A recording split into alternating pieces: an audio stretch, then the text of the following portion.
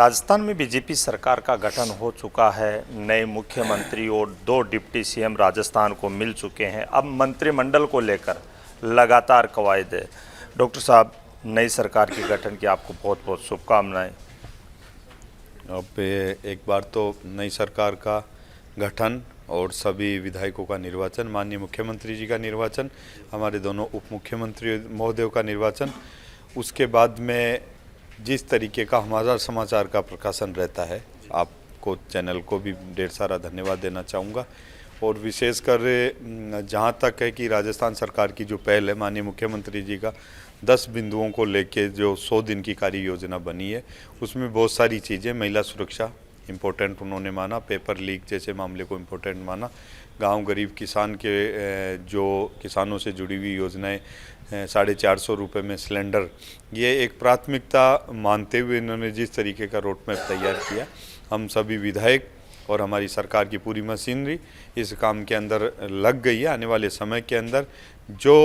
काम और जो बात हमने जनता के बीच में जाके की थी,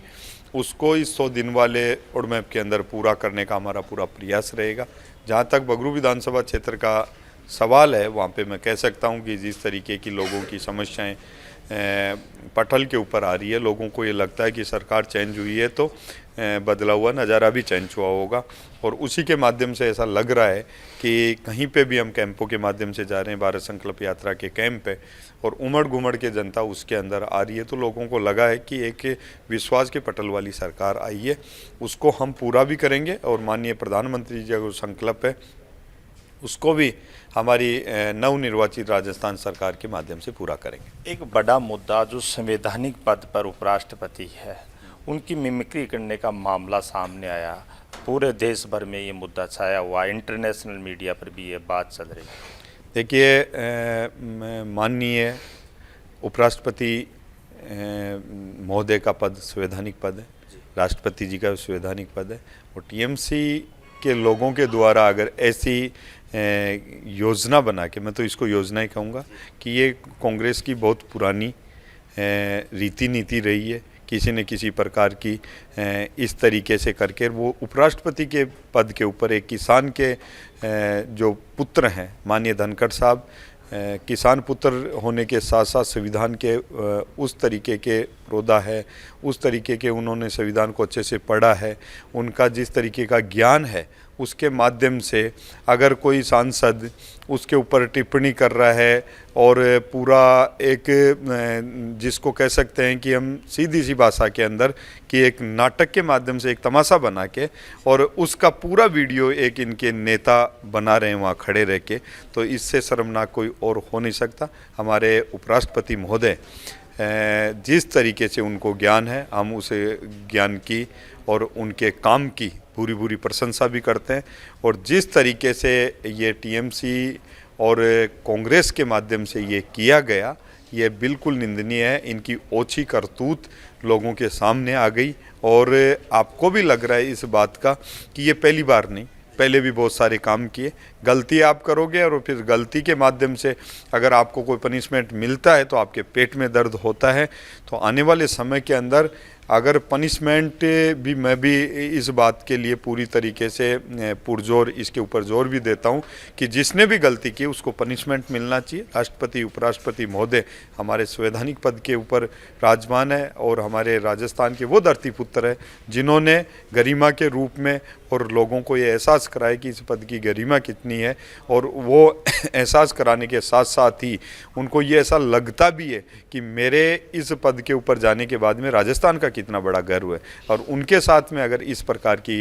कोई बात होती है तो वो राजस्थान के लिए, पूरे हिंदुस्तान के लिए ही एक यूँ कहूँ कि तो जो इन्होंने की है ये बिल्कुल गलत है। मैं इसकी पूरी तरीके से दावी करता हूं, और आने वाले समय के अंदर मैं तो यही कहूँगा कि जितना भी कठोर निर्णय इसके ऊपर लिया जाए, बिल्कुल लेना चाहिए। कांग्रेस के एक वरिष्ठ नेता और पूर्व मंत्री शांति धारीवाल ने जब विधायक विधानसभा में पहुंच रहे थे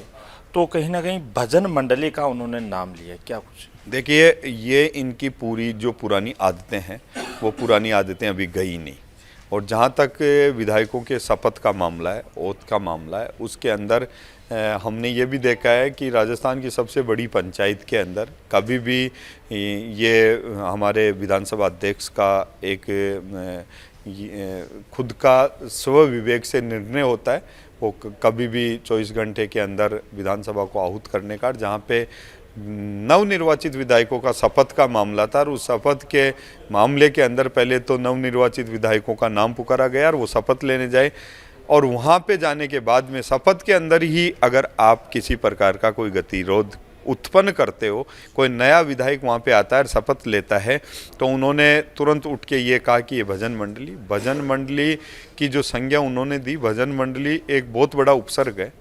भजन मंडली सनातन से जुड़ा हुआ है, धर्म से जुड़ा हुआ है, और कभी इन लोगों ने तो किया नहीं, धर्म से कभी जुड़े नहीं, गाय माता की बात कभी की नहीं, और केवल 5 साल जो इन्होंने जिस तरीके से राजस्थान के अंदर जनता को लूटना, बंदरबाट करने का काम किया, इनकी आदतें अभी गई नहीं। मैं इस बात की भी इनको गौर करता हूँ कि इन्होंने जिस तरीके का राजस्थान की सबसे बड़ी पंचायत के अंदर ये भजन मंडली का जो संज्ञान और ये दिया है, ये बिल्कुल इनको पहले अपनी गिरबान में देखना चाहिए कि हमने पहले क्या किया है, हमारे टाइम के अंदर क्या हुआ। अगर आप जैसे वरिष्ठ जो कांग्रेस के आप मंत्री भी रहे हैं, संसदीय कार्य मंत्री भी रहे हैं, संसदीय कार्य मंत्री के द्वारा जो नए विधायक राजस्थान की सबसे बड़ी पंचायत के अंदर जीत के आए और उसके माध्यम से वो आने के बाद में कुछ सीखने का उनके मन के अंदर ललक है, और पहले ही दिन के अंदर किसी कांग्रेस का अगर ऐसा वक्तव्य किसी नेता का आता है तो इनका चरित्र सबके सामने है, और जो चरित्र लोग देखना चाहते थे उसको पहले ही दिन शांति धारीवाल ने उजागर किया। तो ये थे राजस्थान सरकार में पूर्व संसदीय सचिव, राज्य मंत्री रहे और वर्तमान में बगरू विधानसभा से नवनिर्वाचित विधायक डॉक्टर कैलाश वर्मा। सहयोगी कैमरा पर्सन के साथ में ओम प्रकाश चौधरी, हमारा समाचार राजस्थान।